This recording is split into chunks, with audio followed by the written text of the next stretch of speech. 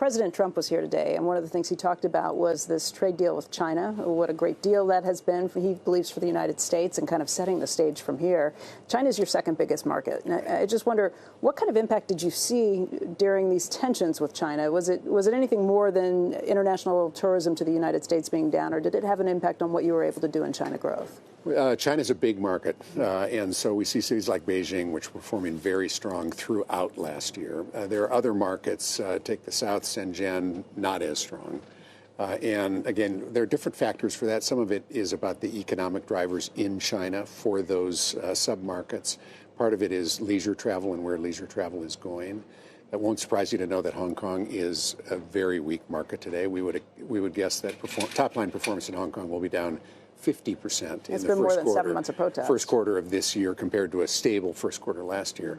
But all things considered, it slowed in China, but it continued to grow year over year. So it wasn't a train wreck. And by the way, our Chinese arrivals to Marriott hotels in the U.S. were up very strong last year. Why? Chinese are traveling more.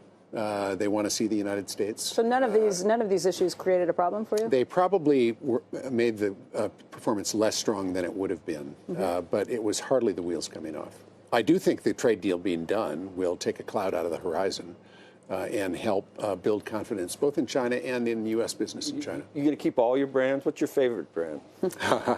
What's my favorite of 4 children? How about asking me that?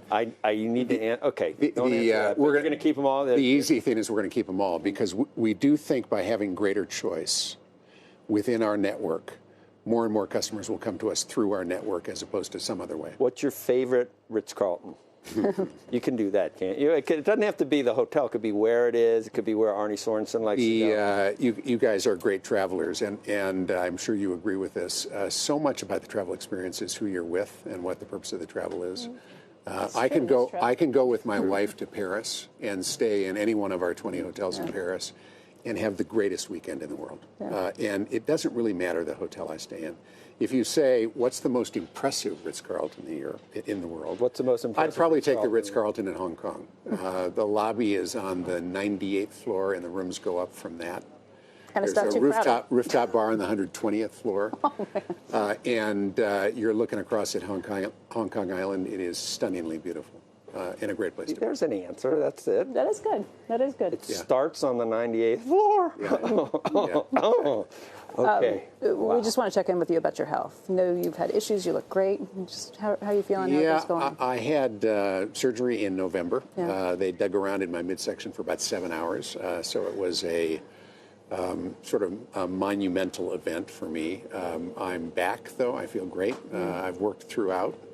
Cancer is a tough battle. And one of the things you learn from this is how big the community is of folks who have experienced part of this, who've survived. I feel good. I'm very optimistic, and I'm just grateful to be here. Localized, from what they could tell, they removed what was there. Right? They thought the surgery was successful. Right. Yeah. But again, you take this quarter at a time or a month like at a time. Like a person that goes and has those tests and you wait for the confidence results over time. Yeah, that's right. We're really grateful to have you here. Thank you very much. Grateful that your battle is going so well. Thank you. We've been following along with it, too. Great to see you. Yeah.